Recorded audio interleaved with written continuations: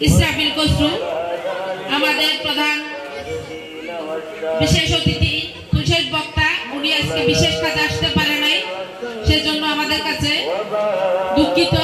আর আমাদের প্রধান অতিথি হানিফ সদাগর,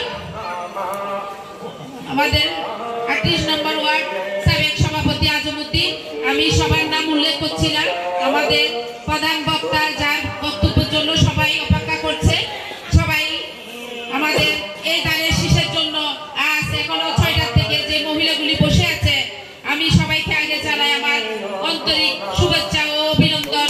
আমার পাশে যা মা বোনেরা আছে, আমাদের আশেপাশে সবাই যারা শুনতেছে তাদেরকেও আমি জানাই অভিনন্দন। আমি বেশিক্ষণ বক্তব্য দিব না এবং বক্তব্য রাখবো না। আমি একটা কথা বলবো, শুধু আমরা আগামীতে ফেব্রুয়ারির 12 তারিখে আমরা যেই ভোটে করতে যাচ্ছি, ওই ভোটের মধ্যে আমরা কিসের মার্কা? আমাদের ধানের শীষ। আমাদের মার্কা হচ্ছে ধানের শীষ। আমরা মার্কা আছে, কিসের মার্কা? ধানের শীষ।